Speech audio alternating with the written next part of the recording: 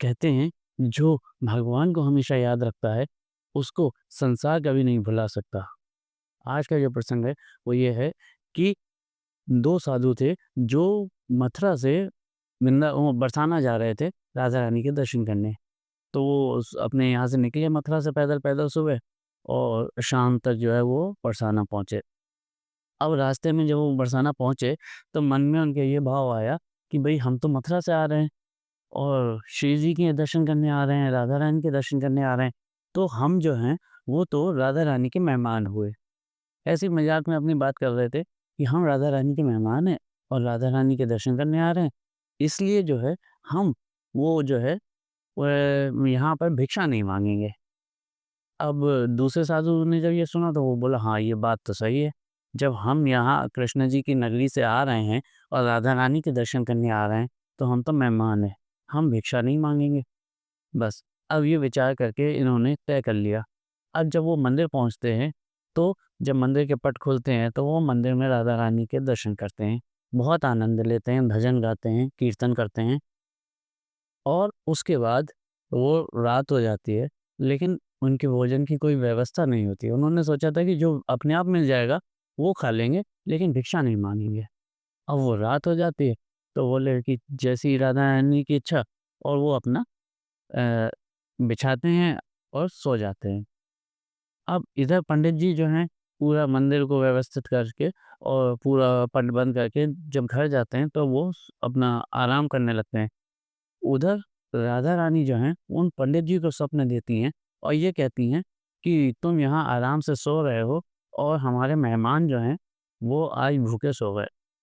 तो जब ये सपने में देखते हैं, तो वो पंडित जी कहते हैं, पुजारी जी, कि आपके मेहमान और भूखे सो गए, कौन है आपके मेहमान?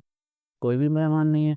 तो वो बताती हैं, स्वप्न में आता है उनको कि वहाँ पर जो है मंदिर के पास में 2 साधु जो हैं, वो भूखे सो रहे हैं, वो मेरे मेहमान हैं और जाके उनके भोजन की व्यवस्था करो।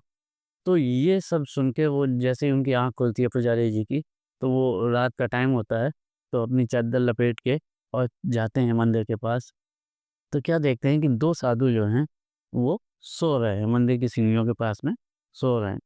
तो वो पुजारी जी उनको जगाते हैं और पूछते हैं कि क्या आप जो हैं राधा रानी के मेहमान हैं? तो वो दोनों साधु जो हैं, एक-दूसरे का मुँह देखने लगते हैं कि हमने तो मज़ाक में कहा था और ये तो पंडित जी, पुजारी जी जो हैं, हमसे ये कह रहे हैं कि जो है आप उनके मेहमान हैं। तो वो कहते हैं कि अच्छा आप यहीं पे बैठो, मैं अभी जो हूँ भोजन की व्यवस्था करता हूँ। और वो जाते हैं और फिर वहाँ से मंदिर से वहाँ से भोग में जो होता है, वो लेके आते हैं पूड़ी, पूए, खीर ये सब जो है लेके आते हैं और उनको देते हैं कि आप भरपेट भोजन कीजिए। अच्छा ठीक है। अब वो भोजन करने के बाद दोनों साधु बहुत खुश होते हैं, आनंद में होते हैं कि हमने तो मज़ाक में ये कह दिया था कि जो है वो राधा रानी जो हैं कि हम मेहमान हैं और उन्होंने तो वाक़ई में हमको मेहमान बना लिया। और उसके बाद दोनों जो है राधा रानी का ध्यान करते हुए आनंद में और सो जाते हैं। जब वो सो जाते हैं तो दोनों साधुओं के स्वप्न में एक साथ राधा रानी जो है वो दर्शन देती हैं और ये कहती हैं कि आप हमारे मेहमान हैं, आपको पंडित जी ने भोज तो दे दिया, लेकिन जो है वो भोग के साथ में पान का बीड़ा देना भूल गए। इसलिए ये पान का बीड़ा है और ये आप खा लो। ये कह के राधा रानी स्वप्न से अंतर्ध्यान हो जाती हैं और जैसे ही वो अंतर्ध्यान होती हैं, इन दोनों की जो है आँख खुलती है और आँख खोल के वो क्या देखते हैं कि वाक़ई में उनके दोनों जहाँ पे वो सो रहे थे, उनके सर के पास में पान का एक-एक बीड़ा रखा होता है। तो वो कहते हैं कि देखो, हमें तो भगवान हम तो ये केवल मज़ाक में ये कह रहे थे कि हम राधा रानी के मेहमान हैं और हम भिक्षा नहीं माँगेंगे और जो होगा वो राधा रानी ही देंगी। लेकिन राधा रानी ने हमारी बात सुन के हमें वाक़ई में अपना असलियत में हमको जो है वो अपना मेहमान बना लिया और हमारी ऐसी खातिरदारी करी कि हमको ये सब चीज़ मिली।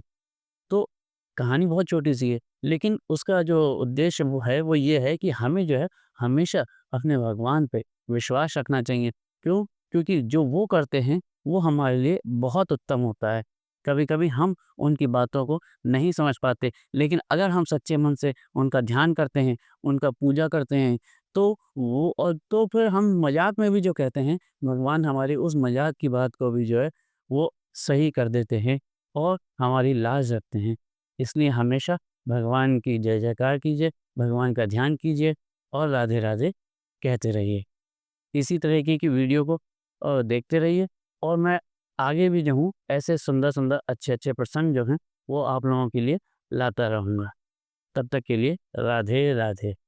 मेरे इसी तरीके की वीडियो को देखने के लिए मेरे चैनल को सब्सक्राइब कीजिए और वीडियो को लाइक कीजिए, ज़्यादा से ज़्यादा शेयर कीजिए।